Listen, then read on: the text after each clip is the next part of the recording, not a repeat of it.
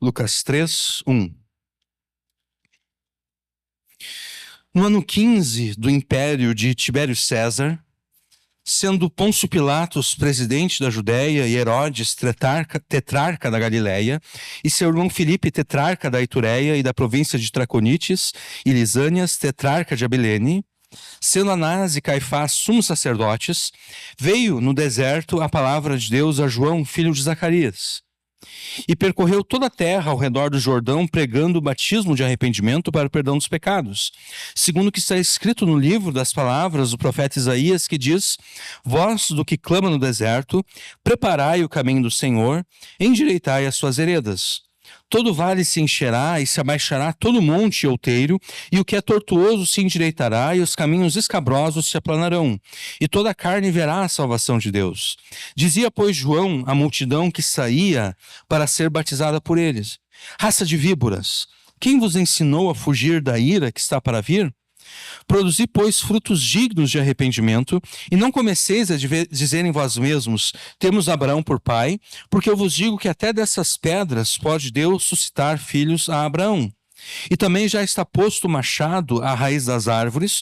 Toda árvore, pois, que não dá bom fruto, corta-se e lança-se no fogo.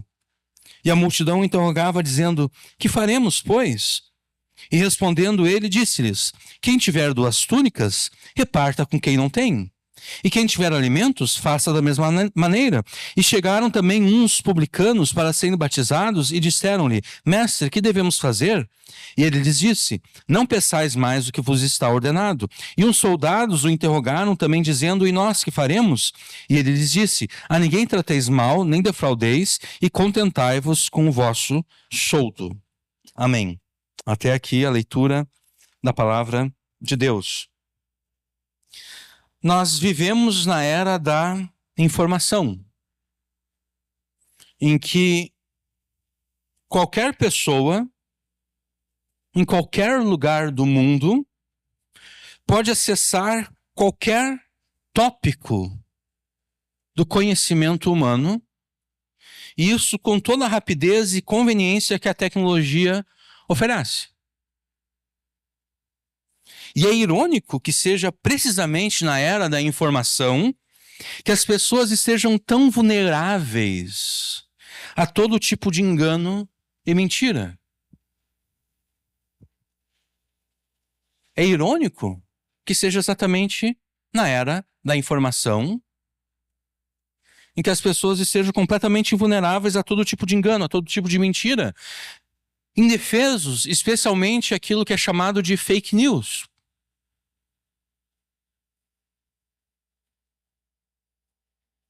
A pessoa recebe uma mensagem no WhatsApp e ela acredita naquilo que ela recebeu. E ela vive como se aquilo que ela recebeu fosse verdade.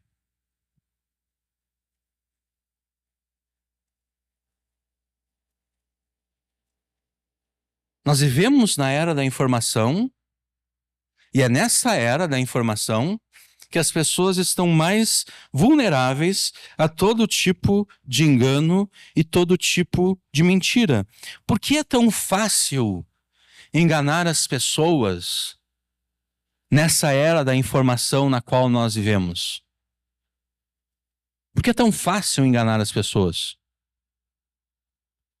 É tão fácil enganar as pessoas nessa era da informação exatamente porque quando a informação é fácil de ser acessada, a verdade dos fatos perde valor.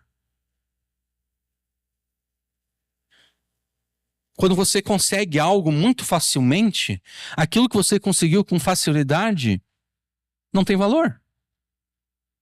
Perde valor. Uma ilustração disso eu posso pensar foi no início da internet aqui no Brasil.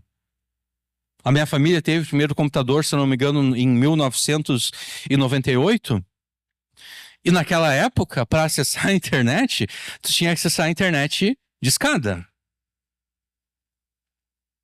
né? E se hoje nós conseguimos baixar conteúdos a dezenas de megabytes por segundo, naquela época, se tu conseguisse baixar alguma coisa a 4 kilobytes por segundo, tu estava no lucro. Porque normalmente tu baixaria 2 kilobytes por segundo, 3 kilobytes por segundo. Então, de repente, você queria baixar um programa do computador e esse programa ele tinha mais ou menos 100 megabytes. Né? O tamanho dele era 100 megabytes. O que tu fazia? Quando batia meia-noite, tu conectava na internet, porque daí só seria cobrado um pulso, né? Tu conectava na internet e tu começava a baixar a 2, 3 kilobytes por segundo. E para não correr o risco de tu perder aquilo que tu baixou porque a conexão caiu, tu baixava um pequeno programinha chamado GetRight, que ele permitia tu pausar o download e continuar mais tarde. Então, se a conexão caísse, tu não perdia aquilo que tu baixou. Tu podia reconectar e continuar baixando do ponto onde tu tinha parado. E naquela época, então, tu baixava aquele arquivo de 100 megabytes, o que tu fazia com ele? Tu fazia um backup dele. Tu gravava ele num CD, quer dizer, naquela época já tinha gravador de CD, eu não me lembro. Acho que tinha. Tu gravava ele num CD, alguma coisa assim, para que se um dia tu precisasse formatar o teu computador, tu não precisaria baixar aquele programa de novo. Tu já tinha ele ali. Hoje em dia não tem por que fazer isso, né? Tu vai baixar um programa de computador de 100 megabytes, tu baixa em segundos ele. E se tu precisar formatar a tua máquina, pra que fazer backup dele? Não, quando tu formatar a tua máquina, tu baixa ele de novo. Tu não vai ficar horas baixando, tu vai baixar ele em segundos. Quando aquilo que tu quer é de fácil acesso, tu não trata mais com tanto carinho, né? Não, eu não preciso fazer backup disso aqui. Que se precisar, eu baixo de novo. No final dos anos 90, início dos anos 2000, não. Ali tu tratava com todo carinho, com todo cuidado. Porque tu não queria ficar horas novamente baixando aquele arquivo. O mesmo funciona com relação à informação. Quando é fácil tu acessar a informação, ela perde valor. E a questão é que a natureza odeia qualquer tipo de A natureza odeia o vácuo. A natureza ela sempre quer preencher o vácuo. Por exemplo, se eu consigo criar um vácuo num recipiente e eu abro aquele recipiente, o que acontece? O ar que existe ao redor vai rapidamente encher aquele recipiente, né? Por quê? Porque a natureza odeia vácuo. Se existe um vácuo, a natureza vai tentar preencher aquele vácuo. A consequência prática de desvalorizar a verdade é a valorização idólatra dos sentimentos e das emoções. Porque a natureza odeia vácuo. Antes tu valorizava a verdade. Tu tirou a verdade aqui de cima, tu colocou ela lá para baixo. Ela não vale mais nada agora para ti. A natureza odeia vácuo. Isso aqui não vai ficar vazio.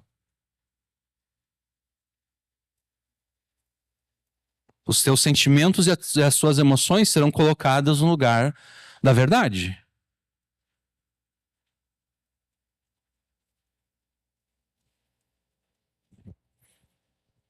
A consequência prática de desvalorizar a verdade é a valorização idólatra. Isso é uma forma de idolatria. É a valorização idólatra dos sentimentos e das emoções. Por essa razão, na era da informação na qual nós vivemos, as pessoas se importam muito mais com os seus sentimentos, com as suas emoções, do que com a verdade. As pessoas trocam facilmente a verdade por aquilo que lhes é mais conveniente. Precisamente porque aquilo que é conveniente gera nelas emoções e sentimentos positivos e bons. Eu sempre me lembro, quando na eleição de 2022, né, com toda aquela confusão que estava havendo no Brasil afora, né, as pessoas reunidas à frente dos quartéis generais pedindo intervenção militar e pedindo que o Lula fosse impedido de subir a rampa do palácio e tudo mais. Veio uma notícia pelo WhatsApp para essas pessoas. Eu fico pensando quem é que cria essas notícias falsas para esses pessoais, né? Para esse pessoal. Veio uma notícia pelo WhatsApp que o Alexandre de Moraes havia sido preso pelos militares. E deu o pessoal lá na frente dos quartéis, tudo festejando e tudo. Por que elas acreditaram na mentira? Porque era conveniente para elas que o Alexandre de Moraes fosse preso. O que elas preferiam acreditar? Que o Alexandre de Moraes não havia sido preso? Ou que o Alexandre de Moraes tinha sido preso? Para elas era mais conveniente acreditar que ele tivesse sido preso. Por quê? Porque a prisão dele geraria nela sentimentos bons e positivos. Então, eles receberam a mensagem no WhatsApp, em vez de eles abrirem qualquer portal de notícias que existe por aí, para verificar se realmente ele havia sido preso ou não. Não, eles começaram a festejar.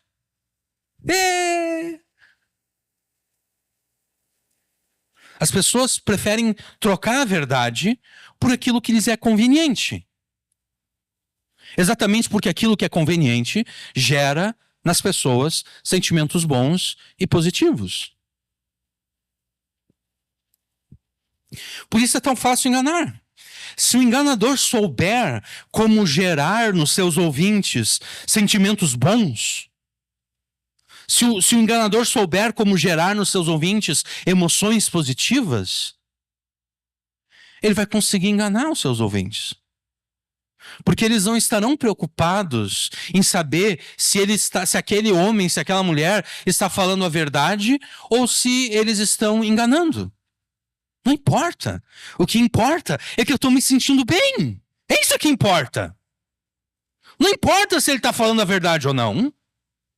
Não importa se o Alexandre de Moraes foi preso ou não. O que importa é que eu quero acreditar nessa notícia falsa que ele foi preso porque isso me faz tão feliz.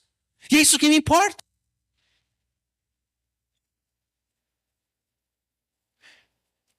Isso funciona na política.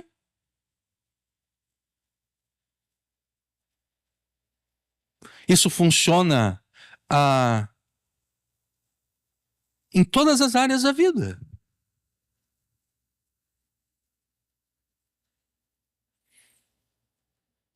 Quando a verdade perde valor, o sentimento e a emoção passam a ser valorizados. E então, eu prefiro aceitar aquilo que me faz sentir bem, não aquilo que é verdadeiro.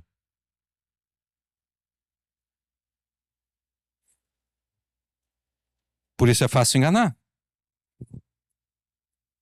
A prioridade idólatra que se dá a sentimentos e emoções que surgem da conveniência faz com que a era da informação se transforme na era da desinformação. Né? Porque 10 anos atrás não se falava em fake news. Quer dizer, talvez acho que quem lançou, não sei se quem lançou, mas quem popularizou foi o Trump. O Trump foi eleito em 2016, né? Então talvez há 10 anos atrás já se falava. Mas há 15 anos atrás não se falava em fake news. Há 20 anos atrás não se falava em fake news. Não existia desinformação no nível em que existe agora. Quanto mais a informação está disponível, mais existe desinformação, exatamente porque as pessoas não se importam mais com a verdade, apenas com seus sentimentos e emoções. E esses sentimentos e emoções que surgem da conveniência são rasos, são superficiais. E por isso mesmo são mutáveis, são passíveis de mudança, são facilmente abalados e destruídos. É exatamente por essa razão que muitos daqueles que se afirmam cristãos fazem isso unicamente por conveniência. Apenas porque a fé por eles professada lhes proporciona emoções e sentimentos positivos e bons. Essas emoções e sentimentos com respeito a Jesus e a fé cristã, no entanto, são rasos, são superficiais, são facilmente mudados, facilmente abalados e destruídos. Assim que a vida se tornar difícil, e Jesus lhes parecer inconveniente, quando eles creram, Jesus lhes parecia conveniente. Mas agora a vida se tornou difícil. E quando a vida se torna difícil, aquele Jesus que antes parecia conveniente, agora é visto como inconveniente. O resultado é que aqueles sentimentos e emoções mutáveis, passíveis de serem mudados, são abalados e destruídos, levando esses falsos cristãos a rejeitarem a Jesus.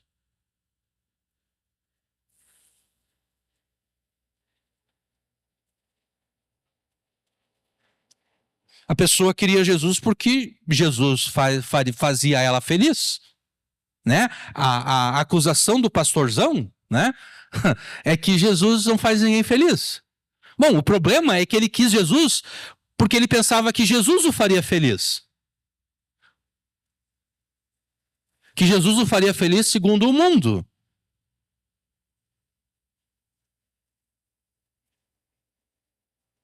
Mas Jesus não diz: creiam em mim e vocês serão felizes segundo o mundo. Jesus diz: creiam em mim e vocês serão felizes sim. Mas sabe o que é a felicidade? Jesus vai dizer: a felicidade vai ser muitas vezes em as pessoas mentirem contra vocês e inventarem todo o mal, né? As bem-aventuranças. Bem-aventurados quando mentirem a vosso respeito, quando inventarem coisas ruins, quando vocês forem perseguidos por minha causa, por causa da justiça, bem-aventurados sois. Jesus diz: sim, se vocês querem ser felizes, creiam em mim. Mas a felicidade, o conceito que eu, Jesus, tenho de felicidade é muitas vezes ser perseguido.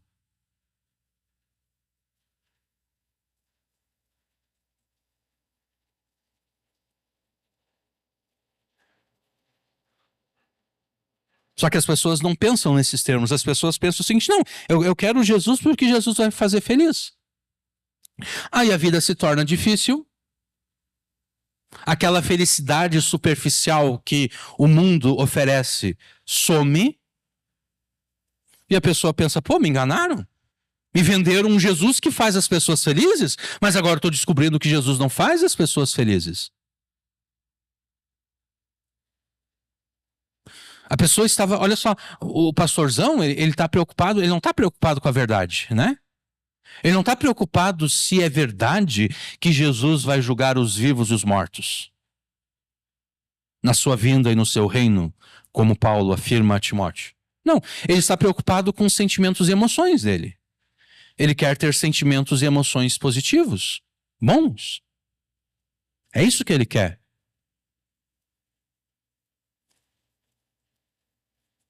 A verdade para ele pouco importa.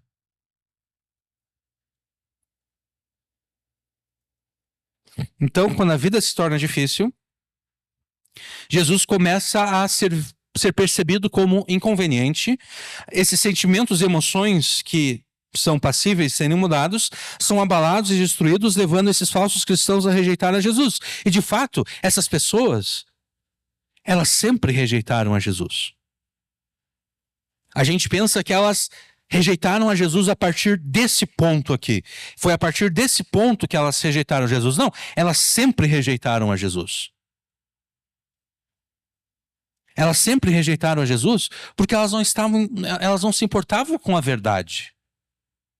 Elas apenas se importavam com algumas porções da Escritura interpretadas fora de contexto e erradamente, que gerava nela sentimentos bons e positivos.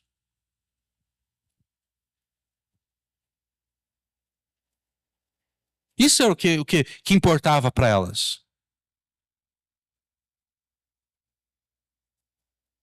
O que importava para elas é aquelas passagens que, interpretadas de forma errada, gerava esses sentimentos bons e positivos.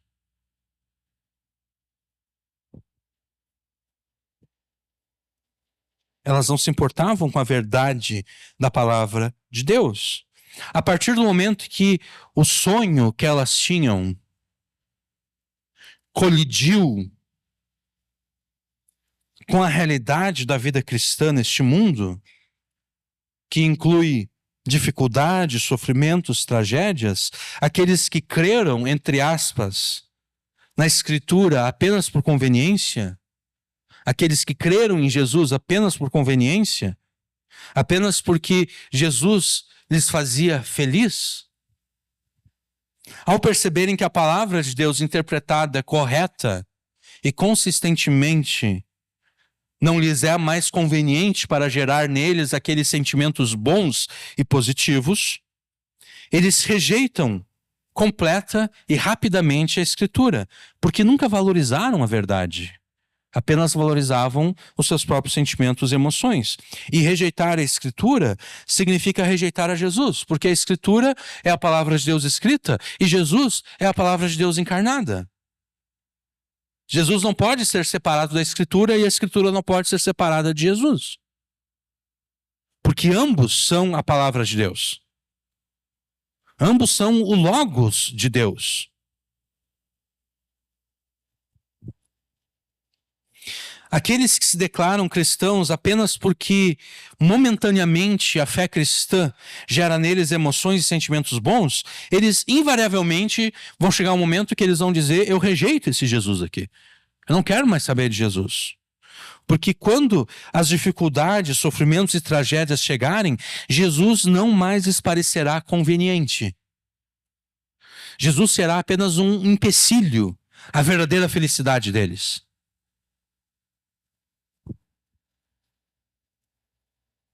Ou ainda aqueles que seguem a Jesus unicamente porque Jesus, momentaneamente, lhes parece conveniente, eles logo rejeitarão a Jesus por perceberem que Jesus não existe para a sua conveniência. Esse foi o caso da multidão que foi alimentada por Jesus quando ele multiplicou os 5 pães e 2 peixes.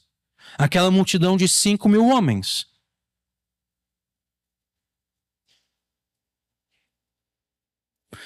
Em Mateus, Marcos e Lucas, é apenas relatado a multiplicação dos pães. João relata a multiplicação e João relata o resultado da multiplicação dos pães. Logo após observarem e se beneficiarem daquele sinal miraculoso operado por Jesus, a multidão viu em Jesus o profeta escatológico prometido por Moisés. Mas além disso, além de verem em Jesus esse profeta escatológico, a multidão percebeu que seria muito conveniente eles terem Jesus como rei. Em João 6, nós lemos que a multidão, ela quer proclamar Jesus como rei. Por que eles querem proclamar Jesus como rei? Porque é conveniente ter Jesus como um rei.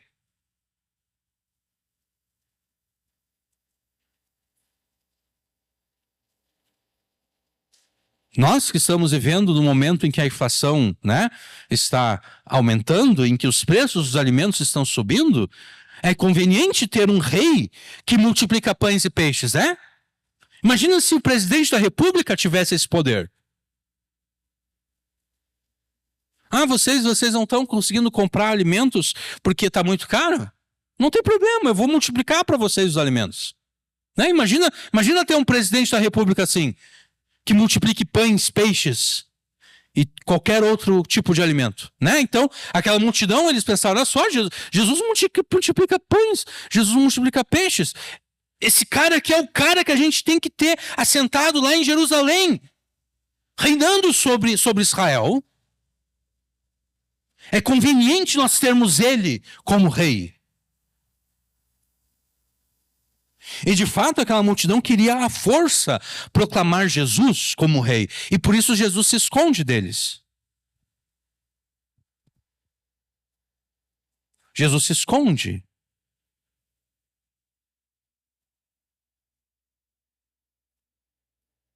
E daí ocorre, Jesus passa a madrugada orando, Jesus ordena que seus discípulos atravessem o mar com barco. Na madrugada Jesus anda por sobre as águas e tudo. E no próximo dia a multidão está à procura de Jesus.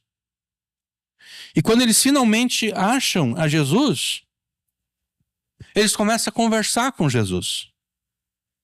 E quando eles começam a conversar com Jesus, é como se Jesus ficasse um pouquinho decepcionado com eles. Porque Jesus percebe, na verdade Jesus já havia percebido antes, quando eles queriam proclamá-lo como rei, mas agora Jesus tem provas concretas de que eles não entenderam nada. A multidão falhou em compreender o verdadeiro significado do sinal miraculoso feito por Jesus ao multiplicar os pães. Jesus afirmou que, em vez da garantia de que nunca lhes faltaria pão, aquele sinal apontava para o verdadeiro alimento espiritual que Deus concede ao seu povo. Esse alimento espiritual, que é o próprio Jesus, o qual confere vida eterna. E Jesus continua dizendo que Ele é esse alimento espiritual, Ele próprio, quando Ele oferecer a sua própria carne, o seu próprio corpo, como sacrifício substitutivo e expiatório a Deus. E Ele diz então no seu discurso que é necessário comer a sua carne e beber o seu sangue.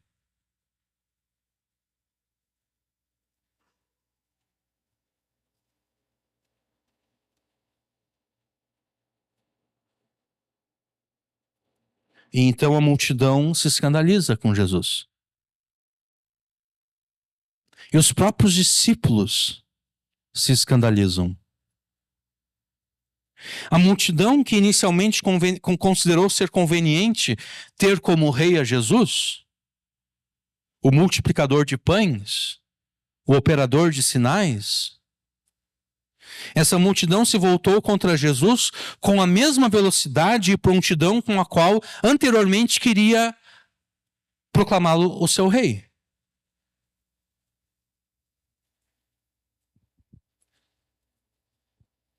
Quando você se relaciona com Jesus com base na conveniência,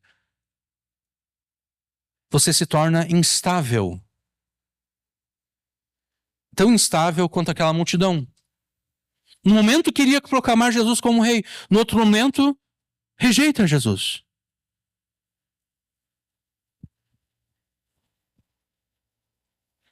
Essa instabilidade, essa mutabilidade é fruto da conveniência a partir da qual aquela multidão se relacionava com Jesus. Ao perceberem que Jesus lhes era conveniente, a multidão se dispôs a ir contra César, a ir contra todo o poderio de Roma para proclamar Jesus como rei. Mas quando eles perceberam que Jesus não poderia ser manipulado por eles, quando eles perceberam que Jesus não lhes seria conveniente, como eles inicialmente pensaram que ele seria, eles rejeitaram a Jesus, aquele que oferece vida eterna, pelo sacrifício de si mesmo. Até os discípulos de Jesus se ofenderam com o evangelho pregado por Jesus e desistiram de seguir a Jesus. O capítulo 6 do Evangelho de João é bem interessante. Jesus começa o capítulo 6 do Evangelho de João com 5.000 homens tão entusiasmados com ele que eles estavam dispostos a ir contra Roma, a ir contra César e proclamar Jesus rei. Foi assim que Jesus começa o Evangelho, o capítulo 6 do Evangelho de João. E Jesus termina aquele capítulo com 12 discípulos confusos, um dos quais o trairia. Jesus começa com 5.000 pessoas, 5.000 homens, provavelmente muito mais que pessoas, né? Porque considerando que muitos daqueles homens eram casados e provavelmente muitos daqueles casais tinham filhos, então provavelmente era muito mais do que 5.000. Mas 5.000 homens dispostos a proclamá-lo como rei, e ele termina com 12 discípulos confusos, um dos quais é um diabo, um dos quais o trairia.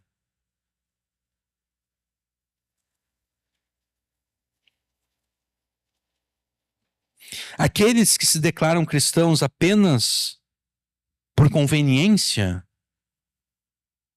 aqueles que se relacionam com Jesus apenas por conveniência, apenas porque, se eu ter a Jesus, se eu aceitar, essa linguagem não é bíblica, aceitar Jesus, ninguém aceita Jesus, né? Se eu aceito alguém, isso demonstra que eu sou superior a quem eu estou aceitando, né? Eu tenho poder e autoridade sobre aquela pessoa, por isso eu aceito ela. Mas quem é que tem mais poder e autoridade, eu ou Jesus? Jesus. Então, não tem nada de eu aceitar Jesus, não. Eu me render a Jesus, eu me entregar a Jesus. Né? Mas como tornou-se comum as pessoas se relacionarem com Jesus a partir da conveniência, né? Então se criou exatamente essa linguagem de aceitar Jesus, né? As pessoas aceitam Jesus porque elas pensam, não, Jesus vai ser conveniente para mim.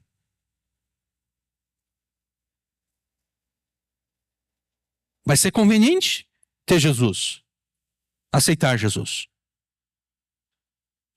Mas quando as dificuldades, os sofrimentos e as tragédias surgem, Jesus deixa de ser conveniente. Jesus passa a ser um obstáculo à felicidade. Quando as pessoas percebem que Jesus não pode ser manipulado, elas rejeitam a ele. E o fim daqueles que rejeitam a Jesus, e a palavra de Deus, obviamente vocês sabem, é a condenação no inferno.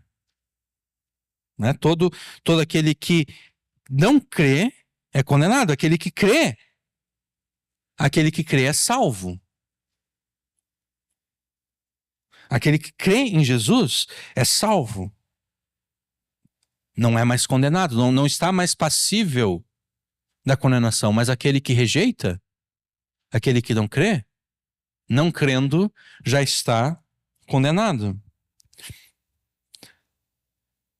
Os teus familiares, amigos, vizinhos e conhecidos, eles não podem estar entre essas pessoas que se relacionam com Jesus com base na conveniência.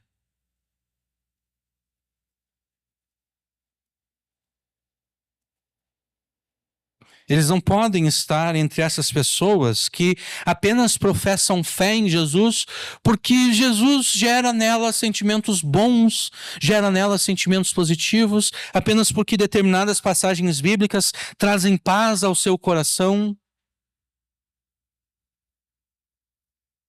trazem alegria, trazem tranquilidade ao seu coração. Não. Os seus familiares, amigos, vizinhos, conhecidos não podem se relacionar com Jesus tendo como base a conveniência, tendo como base os seus próprios sentimentos e emoções. Porque se eles se relacionarem com Jesus por essa base, logo eles vão rejeitar Jesus. E daí você terá voltado a estaca zero, né? Porque você estava pregando arrependimento de pecados, você estava pregando necessidade de fé em Jesus, eles creram em Jesus, mas eles creram em Jesus motivados por algo errado, motivados pela conveniência. Jesus deixou de ser conveniente, eles rejeitam a Jesus, agora você vai ter que voltar a estaca zero e novamente começar a pregar a eles de novo o arrependimento de pecados e a fé em Jesus. E não é isso que você quer.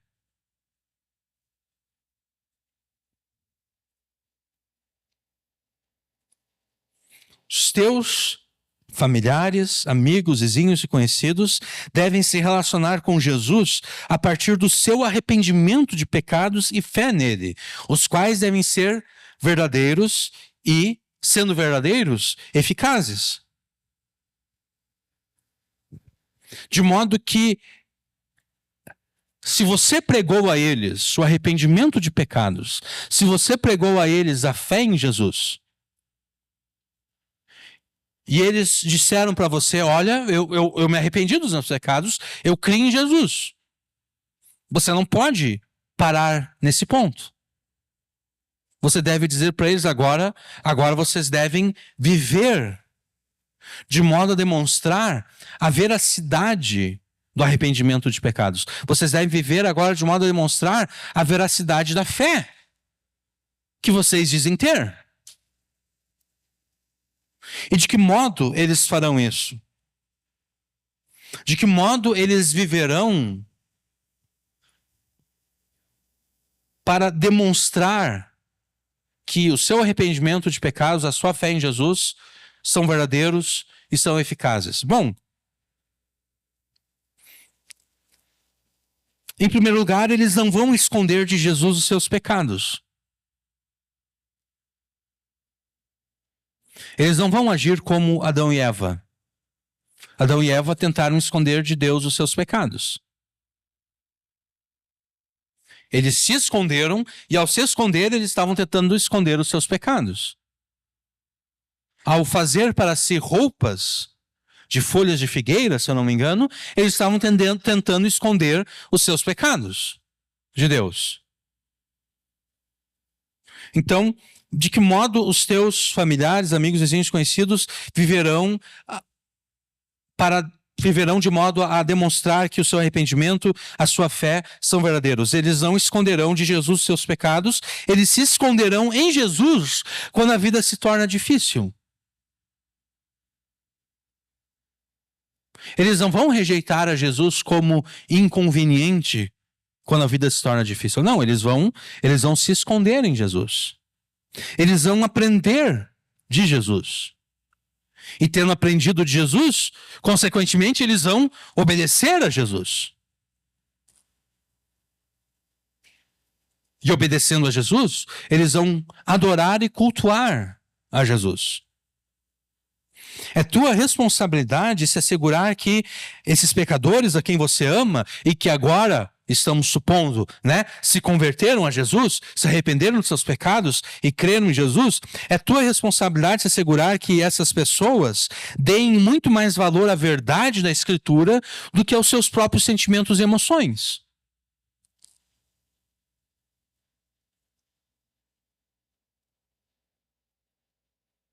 Se você percebe que eles dão mais valor aos seus sentimentos e emoções, você deve se aproximar deles e olha,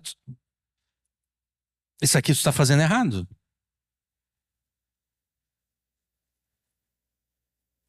Isso aqui tu está fazendo errado. Tu não pode dar tanto valor assim aos seus sentimentos e emoções a ponto de suplantar a verdade da palavra de Deus. Porque é isso que acontece, né? A gente pode pensar num casal, por exemplo. Um casal de crentes, né? Há um atrito entre eles ali, né? E naquele momento eles estão dando mais valor às suas emoções, aos seus sentimentos. É dia de culto, eles estavam se preparando para ir para se dirigir à igreja, onde eles cultuariam, adorariam a Deus, só que ocorre esse atrito.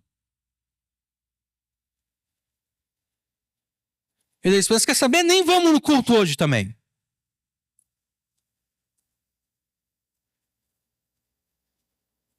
Nem vamos mais no culto hoje. Não vamos na igreja hoje. Eu já fiquei bravo, já fiquei irritado, não vamos hoje. As emoções e os sentimentos suplantando a verdade da palavra de Deus.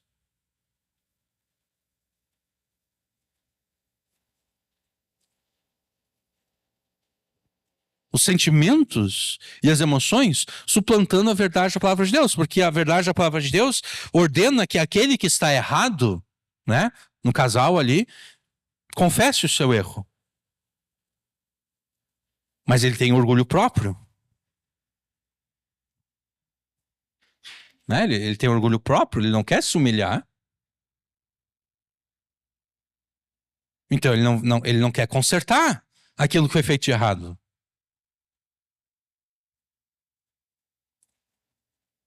Então é tua responsabilidade se assegurar que essas pessoas para quem você prega e que se converteram aprendam a dar muito mais valor à verdade da Escritura do que aos seus próprios sentimentos e emoções. Porque se você permitir que eles valorizem mais os seus sentimentos e emoções em detrimento da verdade da palavra de Deus, o que vai acontecer é que quando a vida se tornar difícil, eles vão rejeitar. Vão rejeitar Jesus. Vão voltar atrás. Se você, no entanto, se assegurar que eles valorizem mais a verdade da Escritura do que os seus próprios sentimentos e emoções, o arrependimento de pecados e fé em Jesus manifestado por eles serão verdadeiros e, portanto, eficazes. Porque eles aprenderão o seguinte: não importa aquilo que eu estou sentindo.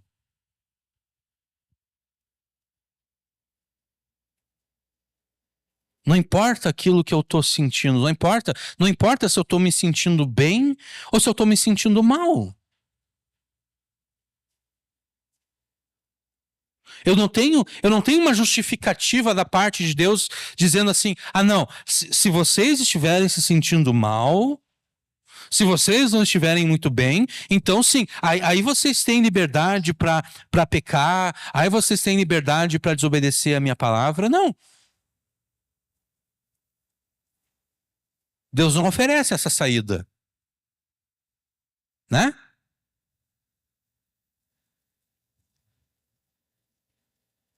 Então, se você, desde o início que você começar a pregar a eles, você ressaltar que eles devem dar muito mais valor à verdade do que aos sentimentos, do que às emoções, quando eles finalmente se arrependerem dos seus pecados e crerem em Jesus,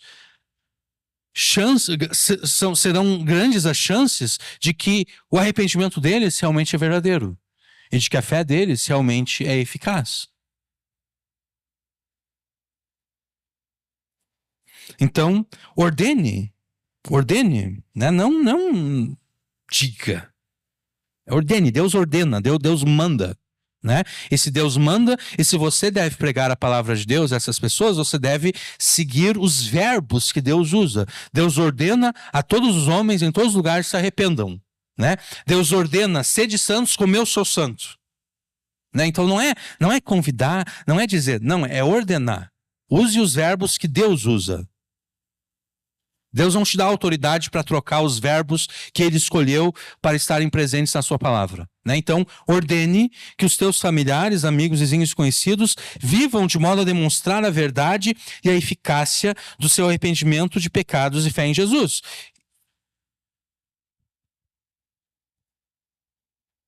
E de que modo eles farão isso? Eles demonstrarão isso vivendo de modo que o seu arrependimento de pecados, a sua fé em Jesus, transformem contínua e permanentemente as suas vidas.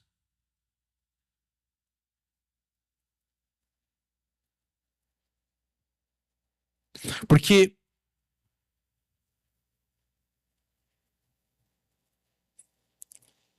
muitas vezes nós pensamos que o arrependimento de pecados é apenas um ato isolado e irrepetível que ficou no passado.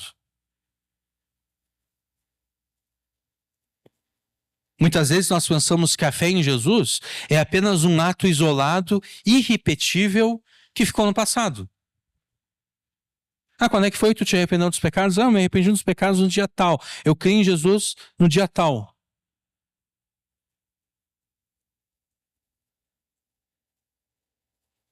Mas a verdade, tanto o arrependimento de pecados quanto a fé em Jesus são atos contínuos, são atos permanentes na vida do discípulo de Jesus.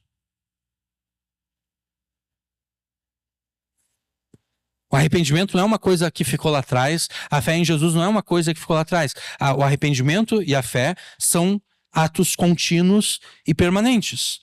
No que diz respeito ao arrependimento de pecados, nós podemos verificar isso a partir do significado tanto do verbo grego metanoi, desculpe, metanoeu, e do substantivo grego metanoia. Tanto o verbo quanto o grego, tanto o verbo quanto o substantivo, desculpe, apontam para a mudança na forma de pensar. Isso nós tratamos algumas pregações atrás, né? Mudança na forma de pensar, sentir, raciocinar, querer, desejar por parte da pessoa arrependida. Essa mudança, ela deve ser necessariamente continuada, né? Não pode ser uma mudança em que a pessoa muda agora e logo depois ela mudou de novo. Eu mudei a minha forma de pensar com respeito ao adultério.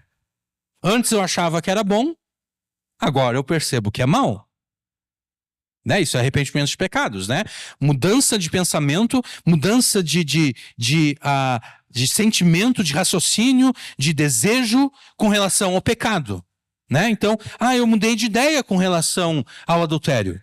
Antes eu pensava que era legal, agora eu percebo que não é. Se essa mudança não perdurar ao longo do tempo, né? Se essa mudança de pensamento com relação ao adultério não perdurar ao longo do tempo, ao longo da vida da pessoa, se percebe que o arrependimento dela não foi arrependimento verdadeiro, né? Ela só mudou por conveniência. Ela percebeu que naquele momento seria conveniente para ela dizer que o adultério é errado.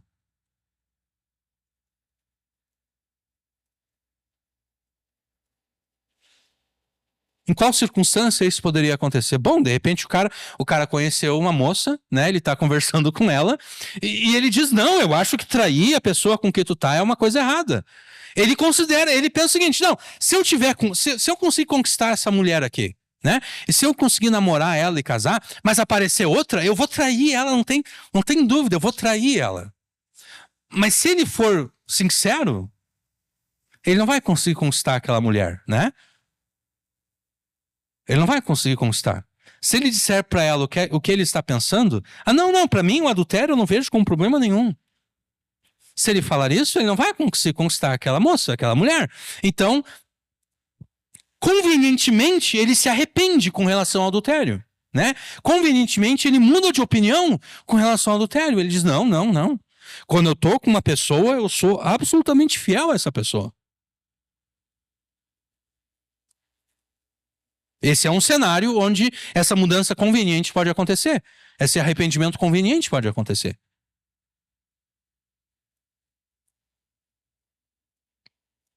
Então, o arrependimento, sendo essa mudança na forma de pensar, sentir, raciocinar, querer, desejar por parte da pessoa arrependida, essa mudança ela tem que ser necessariamente continuada. Ela deve perdurar ao longo do tempo, ela deve perdurar ao longo da vida. Ela não pode ser pontual e passageira. Se for meramente pontual e passageira, isso quer dizer que a pessoa, de fato, o arrependimento que ela disse, que ela afirmou demonstrar, que ela demonstrou, não é verdadeiro. O arrependimento é um ato contínuo, permanente.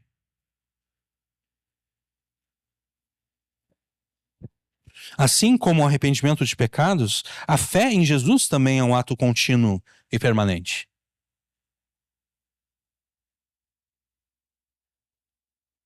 Isso pode ser percebido pela forma como João usa o verbo grego pisteo, que é o verbo grego para crer. Quando João se refere a pessoas e indivíduos cuja fé em Jesus era passageira, era uma fé, portanto, falsa, João usa o tempo verbal grego aoristo, no modo indicativo, que comumente aponta para uma ação pontual no passado. O tempo verbal aoristo, no grego, aponta para uma ação pontual no passado. Normalmente, ele é traduzido para o português usando o pretérito perfeito do indicativo. Creu.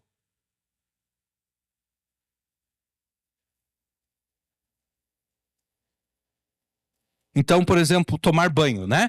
Eu tomei banho. Quando tomou banho? Antes de vir para a igreja. Ali por 6:30 da tarde eu estava debaixo do chuveiro. Eu tomei banho. É uma ação pontual no passado. Eu não estou tomando banho agora, né? Não é uma ação continuada. É uma ação que ocorreu no passado e ela permaneceu lá. Eu tomei banho. Agora só na próxima semana, né? E isso porque tá quente, né? Porque se não tivesse tão quente assim, seria uma vez por mês, né? Mas estando quente, daí tem que ser uma vez por semana, né? Senão, senão não dá. Mas então, o aoristo aponta para essa ação pontual do passado.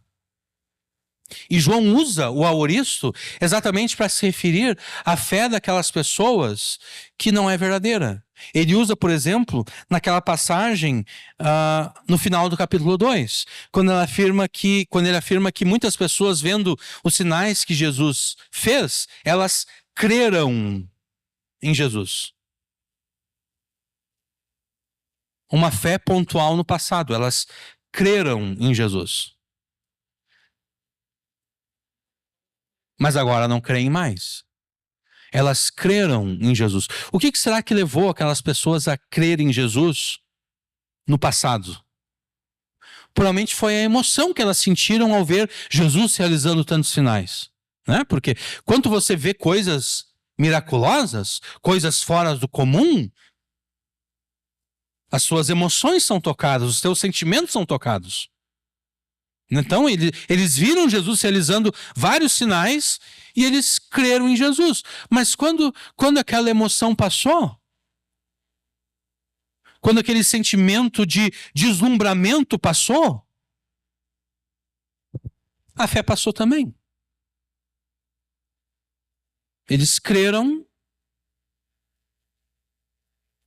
uma fé que ficou lá no passado.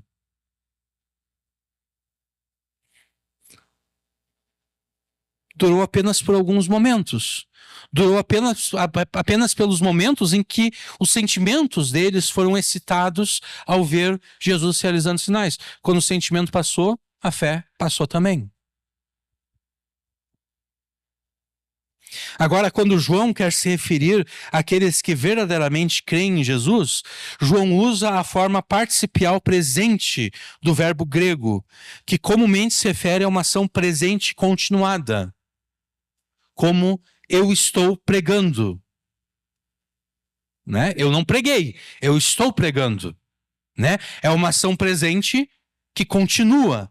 Eu estou no meio da pregação, eu estou pregando.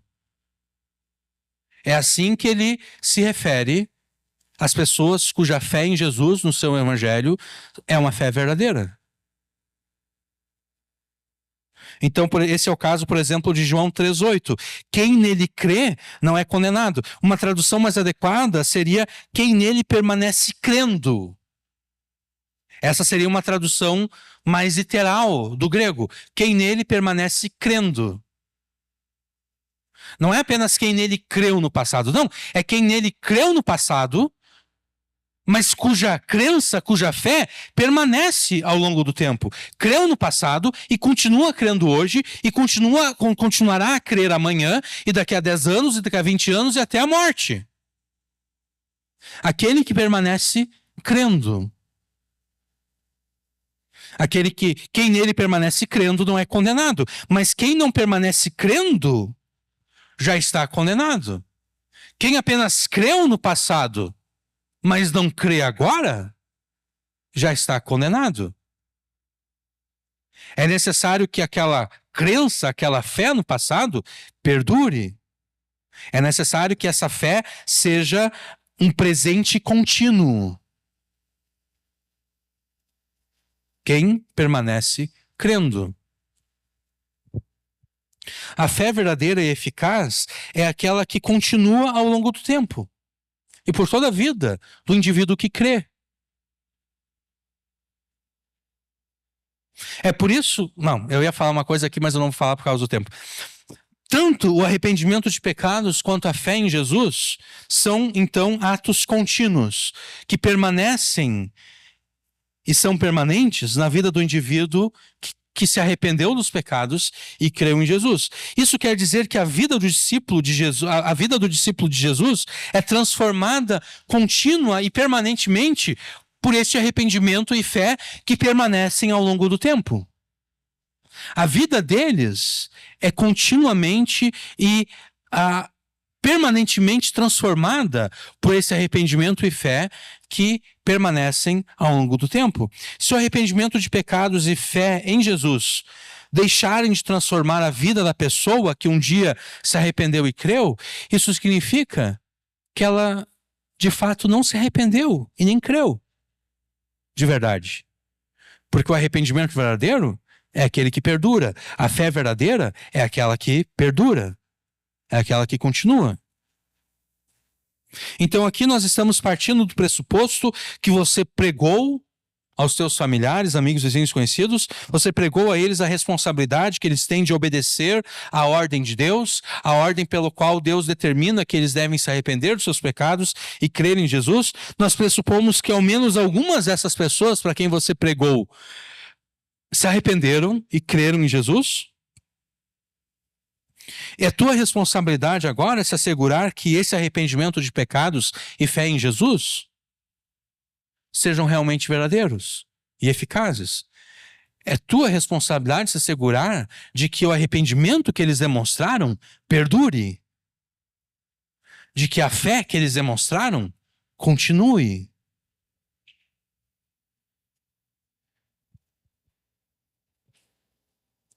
Como você fará isso? Se assegurando que a vida deles é transformada pelo arrependimento que eles demonstraram, pela fé que eles professaram. É necessário que você informe a eles que o verdadeiro arrependimento transforma continuamente e permanentemente a vida do indivíduo que se arrependeu. É necessário que você informe a eles que a fé verdadeira transforma contínua e permanentemente a vida do indivíduo que creu. Ou do indivíduo que crê e permanece crendo. Por que é necessário que você informe isso a eles? Porque a gente poderia pensar o seguinte, não, se é natural que o arrependimento verdadeiro vai transformar a vida da pessoa continuamente, se é natural que a fé verdadeira vai transformar a vida do indivíduo permanentemente, então eu não preciso fazer nada, né? Se eles realmente creram, se eles realmente se arrependeram, será natural que eles demonstrem isso através da sua vida transformada. É verdade que é natural. Só que você não pode pensar que algo, por ser natural, será necessariamente automático.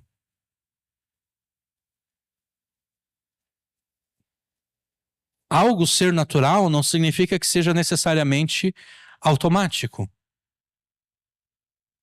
Embora seja natural na vida da pessoa que verdadeiramente se arrependeu e creu, embora seja natural que a vida dela seja transformada pelo arrependimento e pela fé, não é essa transformação não ocorre de forma automática. A manifestação dessa transformação não ocorre de forma automática e instintiva.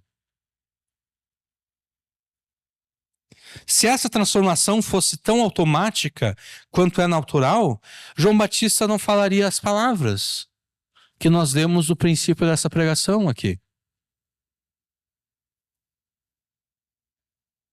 Porque João Batista está pregando o arrependimento de pecados, né?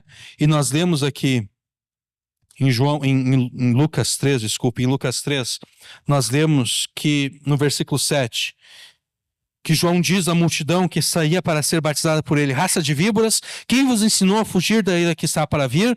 Produzi, pois, frutos dignos de arrependimento, e não comeceis a dizer em vós mesmos: temos Abraão por pai, porque eu vos digo que até dessas pedras Deus pode suscitar filhos a Abraão. E também já está posto o machado à raiz das árvores. Toda árvore, pois, que não dá bom fruto, corta-se e lança-se no fogo. A multidão ouviu essas palavras duras de João. E eles perguntam para João: tá bom, João, o que nós faremos então? O que nós devemos fazer para demonstrar esses frutos dignos de arrependimento? João responde. Respondendo ele, disse-lhes: quem tiver 2 túnicas, reparta com quem não tem. Quem tiver alimentos, faça da mesma maneira. E daí agora não é apenas a multidão, né? São grupos específicos. Chegaram também os publicanos para serem batizados e disseram-lhe: mestre, como é que nós vamos demonstrar esses frutos dignos de arrependimento? E ele lhes disse: não peçais mais do que vos está ordenado. Agora um segundo grupo, soldados romanos. Os soldados interrogaram também dizendo: e nós o que faremos? Como é que nós, soldados romanos, vamos manifestar esses frutos dignos de arrependimento? E ele lhes disse: a ninguém trateis mal, nem defraudeis, e contentai-vos com o vosso soldo. Se João Batista pensasse que essa transformação e que a manifestação dessa transformação fosse tão automática quanto ela é natural, João Batista diria: não, eu não preciso dizer para vocês. Quando vocês verdadeiramente se arrependerem, aquilo que vocês fizerem automaticamente será a manifestação desse fruto digno de arrependimento. Eu não preciso dizer para vocês, porque vai ser automático, é natural e será automático. Vocês se arrependerão dos pecados e automaticamente vocês manifestarão o fruto desse arrependimento. Mas não é assim que João encara a questão. João sabe que é natural que aquela pessoa que se arrepende terá uma vida transformada. Mas ele não pensa que, por ser natural, a manifestação dessa transformação será automática e instintiva. Ele sabe que ele precisa informar para essas pessoas o que elas devem fazer. E é por isso que ele diz. Ele diz para a multidão: olha, multidão, é o seguinte, ó. Aquilo que vocês tiverem de sobra, vocês devem repartir com aqueles que nada têm. Então vocês têm roupas de sobra. E você se encontra com alguém que não tem como cobrir a sua nudez, ou, pensando no inverno, não tem como se proteger do frio. Tu tem roupa de sobra, reparte com quem não tem. Tu tem alimento de sobra, se encontra com alguém que não tem nada para comer, reparte com aquela pessoa os alimentos que você tem.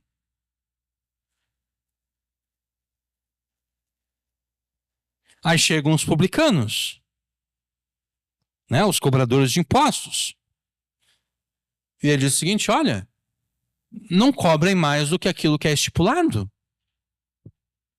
Se o imposto é esse valor aqui, porque no valor cobrado já estava contabilizado aquilo que iria para o cobrador de impostos, né? Só que normalmente eles cobravam acima para ter um lucro a mais ainda, um lucro injusto, né? João diz: olha, vocês vão manifestar o fruto do arrependimento dessa forma, cobrando aquilo que cobrando o valor estipulado. Nem mais, nem menos. E os soldados não fazendo mal. Vocês têm autoridade aqui, mas vocês não podem usar essa autoridade para abusar das pessoas. Vocês não podem usar essa autoridade aqui para proveito próprio. Vocês devem usar a autoridade que vocês têm como soldados de forma justa, de forma correta. Se tal transformação fosse tão automática quanto era natural, Jesus, no Sermão do Monte, não perderia tempo alertando os seus discípulos acerca dos vários pecados que eles deveriam evitar. Não, porque quando Jesus começa o Sermão do Monte, né, dizendo bem-aventurados, bem-aventurados, bem-aventurados, essas bem-aventuranças são um retrato do verdadeiro discípulo de Jesus, da pessoa que creu em Jesus. Então Jesus ali está pregando para crentes, Jesus está pregando para discípulos. Jesus está pregando para pessoas que já se arrependeram dos seus pecados e creram nele. Se Jesus pensasse que a manifestação da transformação causada pelo arrependimento de pecados e fé nele fosse automática, Jesus não perderia tempo alertando acerca dos pecados que eles deveriam evitar. Jesus não perderia tempo com isso. Jesus tampouco perderia tempo demonstrando a necessidade que os seus discípulos têm de obedecer os mandamentos da lei de Deus. Ele não perderia tempo dizendo, olha, quando vocês forem orar, vocês devem orar dessa forma. Por que Jesus não perderia tempo? Porque Jesus pensaria, é automático isso. É instintivo. Necessariamente vai acontecer. Sim, necessariamente vai acontecer, mas não é automático, não é instintivo. Por isso Jesus informa como é.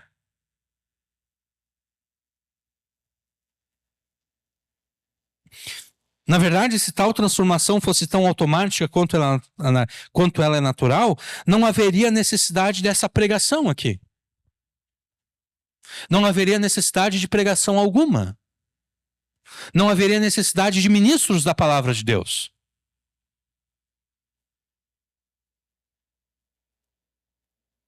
Porque vocês, automaticamente, instintivamente, saberiam exatamente o que devem fazer. Né? A pessoa creu a pessoa se arrependeu dos pecados, creu em Jesus, automaticamente, instintivamente, ela já seria perfeita, ela já seria madura, tão madura quanto o próprio Jesus.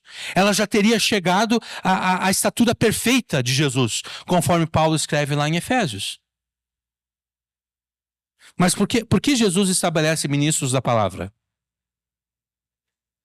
Exatamente para a edificação dos santos. Exatamente porque a manifestação dessa transformação não é automática. É necessário que os ministros da palavra, aqueles que Jesus chamou para pregarem a Escritura, informem ao povo de Deus como deve ser a vida deles.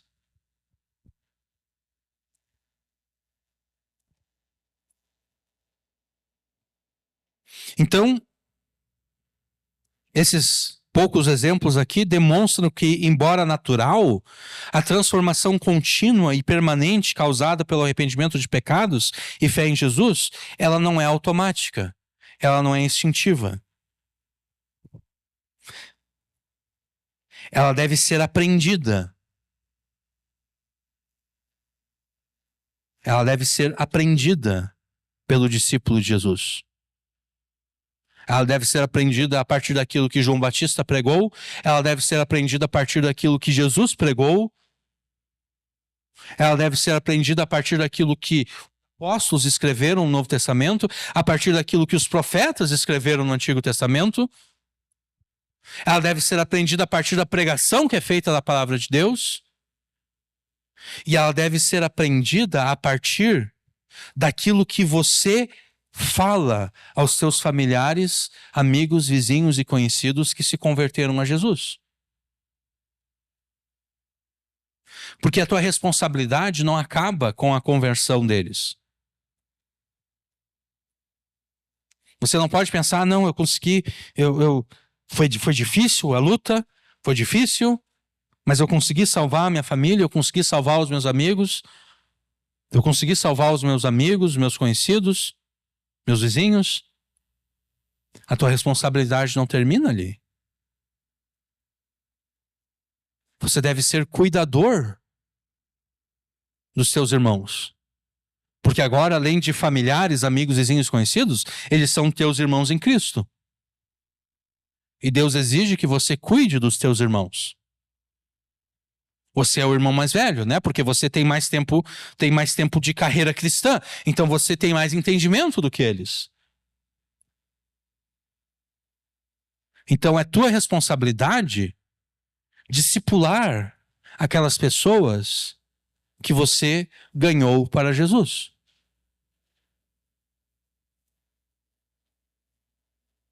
É tua responsabilidade discipular essas pessoas.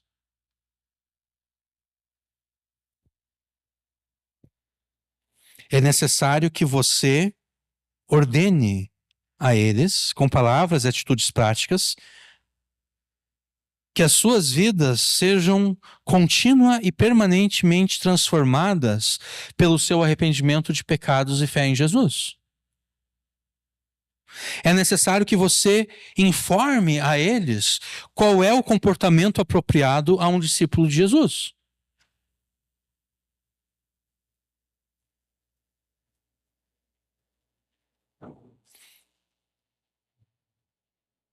É necessário que você chegue a eles e diga: olha, tais e tais comportamentos não são apropriados a discípulos de Jesus.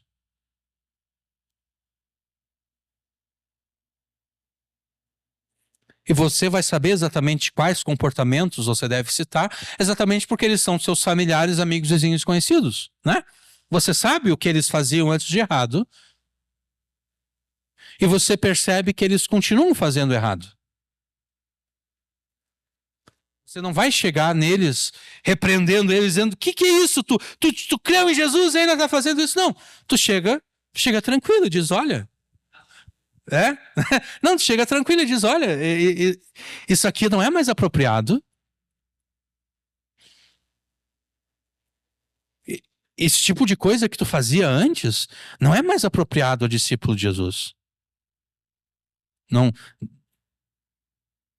O teu arrependimento, o arrependimento que tu disse que tu teve, a fé que tu manifestou em Jesus, deve transformar a tua vida. De modo a que a tua vida seja tão transformada que aqueles comportamentos você não tenha mais.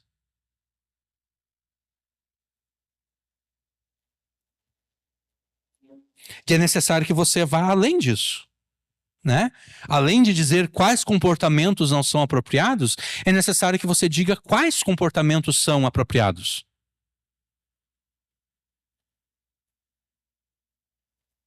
Porque não basta apenas se abster de pecar.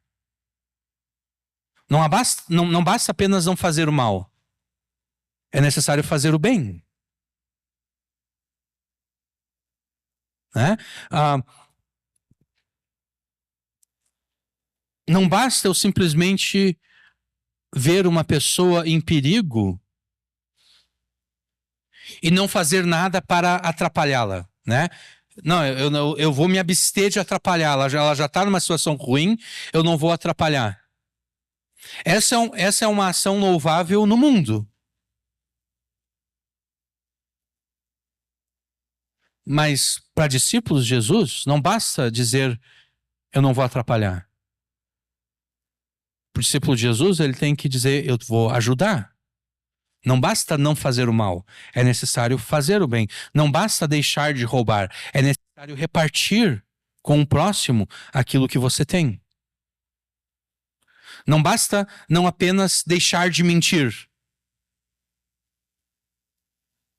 Além de deixar de mentir, é necessário falar a verdade. Não basta apenas deixar de falar palavras duras, palavras que machucam. Além de deixar de falar palavras duras e que machucam, é necessário falar palavras boas, palavras que edifiquem. Aqui eu estou citando Paulo em Efésios. Né? Aquele que roubava, não roube mais. Não mintais uns aos outros, mas falar a verdade. Quando ele fala que não deve haver gritaria, não deve haver a confusão, nem nada, mas no lugar disso, sim, palavras boas, palavras que sirvam para a edificação. É necessário que além de simplesmente informar, é necessário que você exemplifique isso. É necessário que você mesmo seja transformado pelo teu arrependimento de pecados e pela tua fé em Jesus. É necessário que a tua vida seja transformada pelo arrependimento de pecados e fé em Jesus, para que você exemplifique isso para as pessoas que você acabou de ganhar para Jesus. Porque se você não exemplificar, vai ficar um tanto quanto difícil, né? Porque para as pessoas que você ganhou para Jesus, vai parecer o seguinte, pô, vou usar o Vitor como exemplo, né? O Vitor é daquele tipo que diz, faz o que eu digo, mas não faz o que eu faço.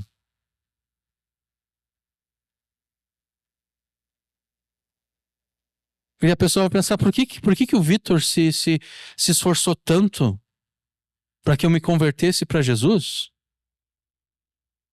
Se agora eu percebo que nem ele mesmo dá tanto valor assim à conversão a Jesus, porque ele não vive como alguém que se converteu a Jesus.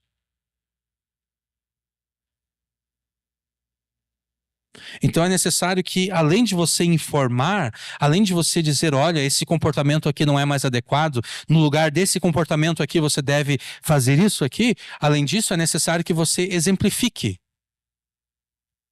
que você dê o exemplo. É necessário que você mesmo seja transformado pelo arrependimento de pecados que você disse ter e pela fé em Jesus que você professa. É necessário que, pelo teu exemplo, eles sejam compelidos a te imitar. De modo que você seja para eles, assim como Paulo era para os seus leitores. Paulo escreveu aos Coríntios: sejam meus imitadores, como também eu sou imitador de Cristo. Que Paulo aqui está dizendo é o que nós estamos pregando. Ele está dizendo, olhem para mim, olhem como o meu arrependimento de pecados continuamente e permanentemente transforma a minha vida. Observem como a minha fé em Jesus continuamente e permanentemente transforma a minha vida e me imitem. Imitem a mim da mesma forma que eu imito a Jesus.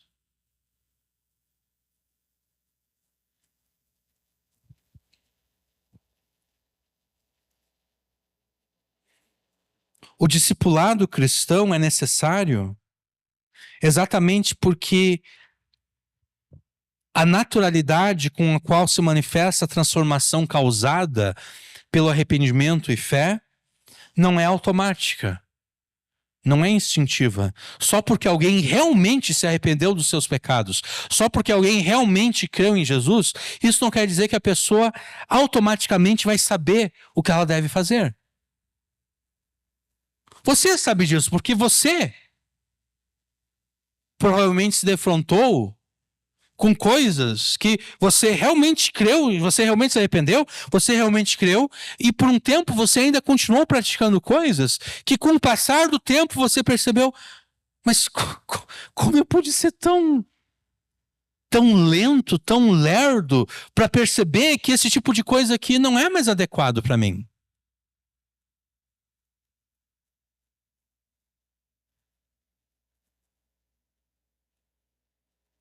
Eu conheço o exemplo de uma pessoa, vocês vão achar engraçado, mas isso acontece. O cara incrédulo estava namorando uma moça crente. O que já é errado, né? Porque a moça crente ali já estava pecando, né? Ela não deveria estar namorando um homem incrédulo. Mas tudo bem, ela estava namorando o homem incrédulo. A questão, a questão de um crente namorar uma pessoa incrédula é que o crente não vai ser fiel a Jesus, né? Porque o incrédulo espera que no namoro ocorrerão relações sexuais, né?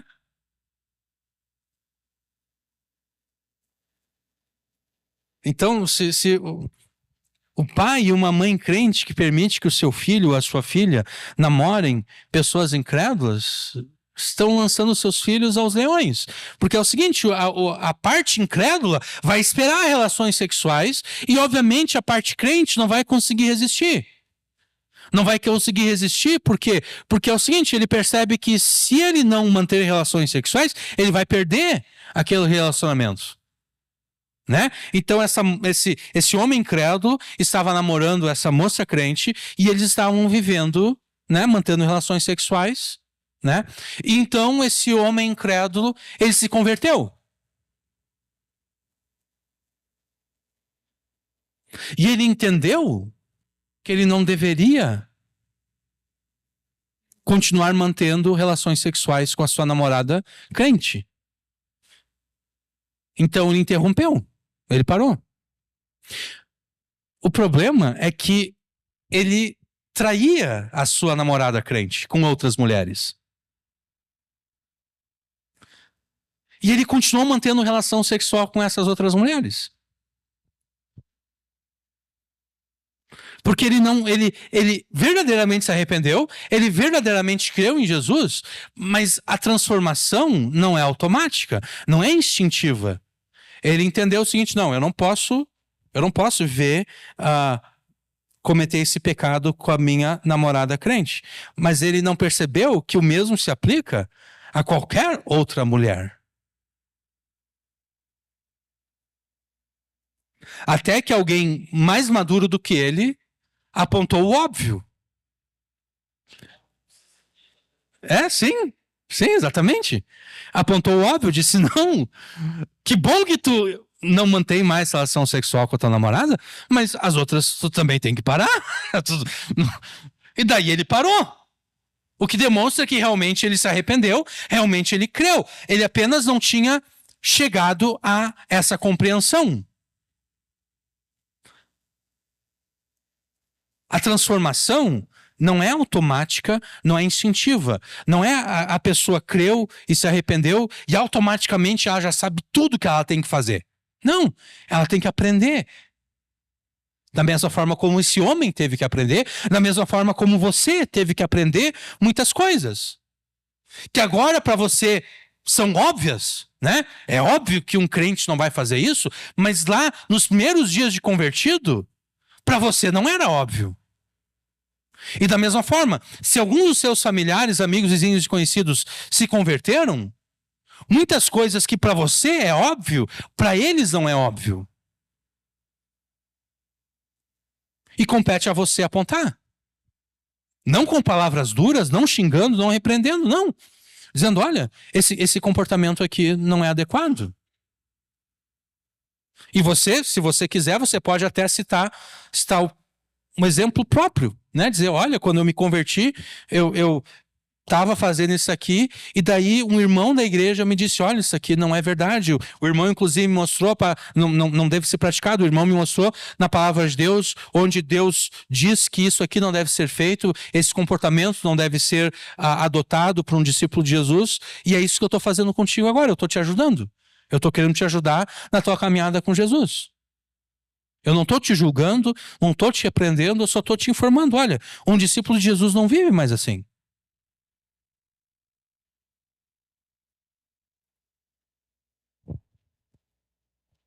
O discipulado cristão é necessário precisamente porque a naturalidade com a qual se manifesta a transformação causada pelo arrependimento e fé não é automática, não é instintiva. Após ter pregado a salvação de Deus aos teus familiares, amigos, vizinhos, conhecidos, é teu dever fazer com eles aquilo que João Batista fez com essas pessoas que estavam interessadas no arrependimento. É necessário que você faça o mesmo que o João Batista fez aqui. Esses e esses comportamentos aqui não são mais adequados, no lugar disso vocês devem fazer aquilo. É necessário que você exemplifique com a própria vida. Em primeiro lugar, isso será para o teu próprio benefício espiritual, né? Porque se você não está exemplificando, isso quer dizer que você está deixando de manifestar a veracidade do teu arrependimento de pecados. Você está deixando de manifestar a eficácia da tua fé em Jesus. Você está deixando de ser transformado contínua e permanentemente pelo teu arrependimento e fé. Então, em primeiro lugar, é um benefício para você, e em segundo lugar, é um benefício para as pessoas que você ganhou para Jesus. De repente, nem vai ser necessário você falar nada, porque Eles já observam isso em você.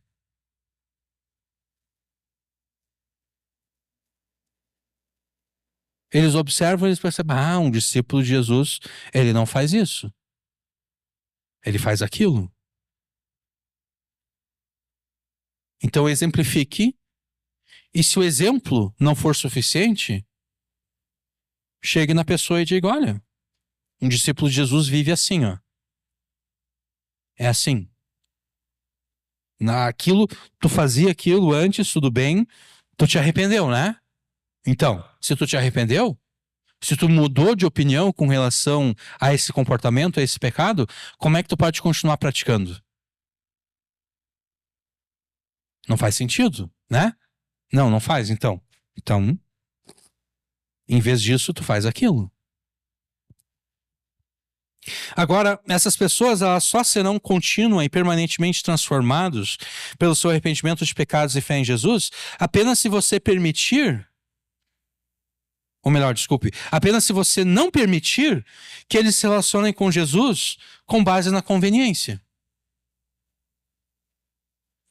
Com base nos seus próprios sentimentos e emoções. Apenas se você não permitir que eles venham a Jesus apenas porque essa conversão é agora conveniente.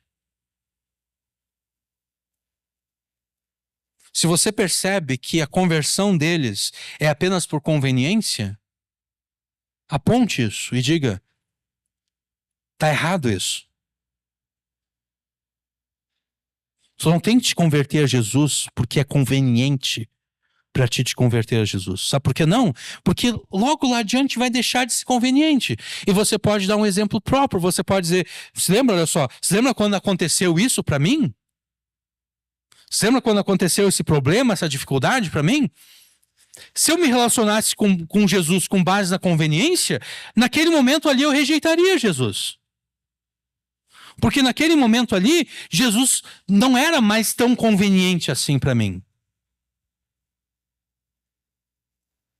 Se eu me relacionasse com Jesus com base nas minhas emoções e meus sentimentos, naquele momento ali eu rejeitaria Jesus. Porque naquele momento ali, as minhas emoções estavam no chão. Eu nunca me senti tão desesperado quanto naquele momento. E se me relacionasse com Jesus com base em sentimentos e emoções, eu rejeitaria Jesus.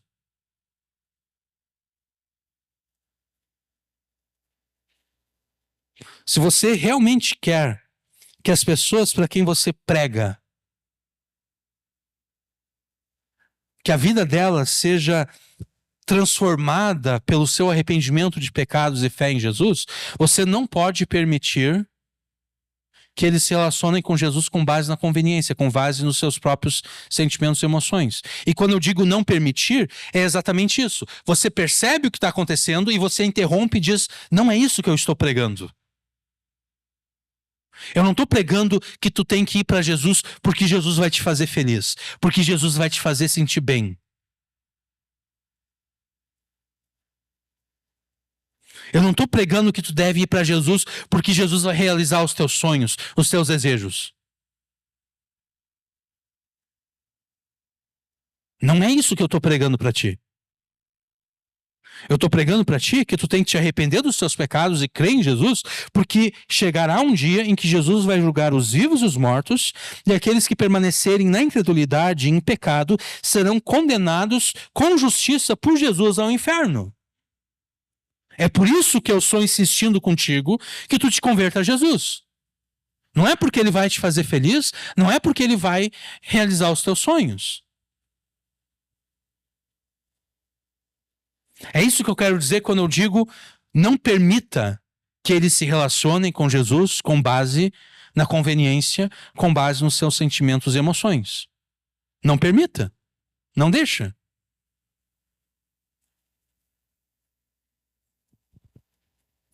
Porque se você permitir,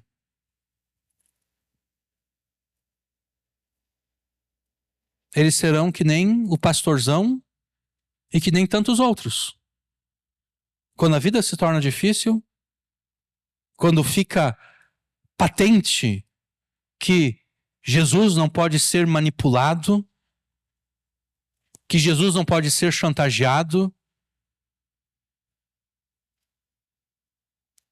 que Jesus não existe para a conveniência das pessoas. Quando ficar claro isso para elas, quando a vida delas, esse sonho que foi vendido a elas, colidir com a realidade da vida deste mundo, em que coisas ruins acontecem, né? A gente pode pensar naquela menina lá em Tramandaí, né? Coisas ruins acontecem. E não acontecem apenas com incrédulos, acontecem com crentes também. Na semana passada nós falamos daquela moça crente que foi brutalmente assassinada. Coisas ruins acontecem, a vida muitas vezes se torna difícil e muito difícil.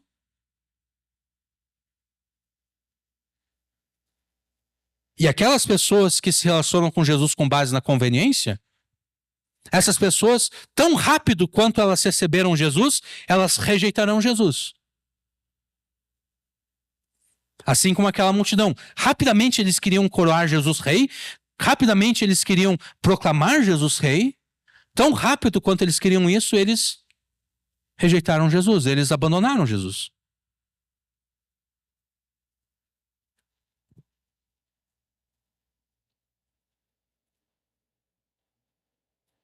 Se você quer que a vida das pessoas para quem você prega seja transformada pelo seu arrependimento de pecados, pela sua fé em Jesus, não permita que elas se relacionem com Jesus com base nos seus sentimentos, emoções, com base naquilo que é conveniente a elas. Não. Ordene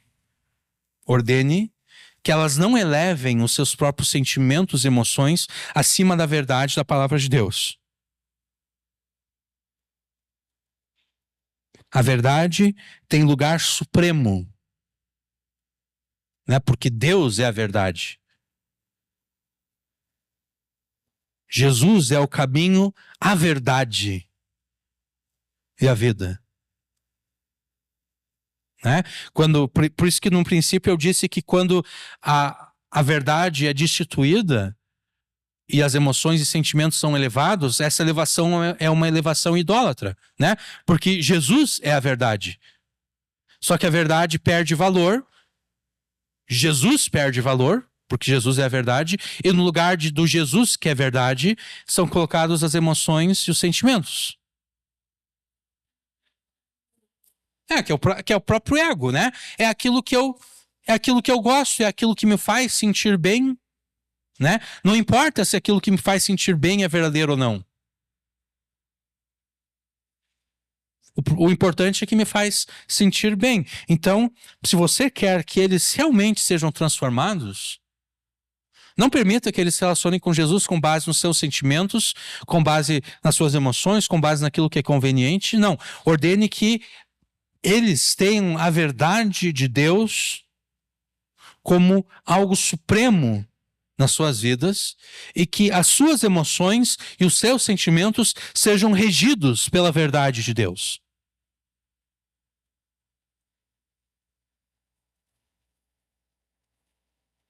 E ordene que, uma vez eles tendo se arrependido e crido, uma vez eles tendo se convertido, ordene que eles sejam transformados pelo seu arrependimento. Que eles sejam transformados pela sua fé em Jesus. É assim que você discipula um novo convertido. É assim que você guia no caminho correto aqueles que você ganhou para Jesus. E obviamente em pregações posteriores nós abordaremos mais, né? Nós daremos mais detalhes de como isso será feito. Mas até lá é necessário que você ordene que aqueles a quem você ganhou para Jesus sejam contínua e permanentemente transformados pelo seu arrependimento de pecados e fé em Jesus. E é necessário que você informe isso a eles da mesma forma como João aqui informou aos seus ouvintes. como ter a vida transformada pelo arrependimento, como ter a vida transformada pela fé em Jesus. Amém.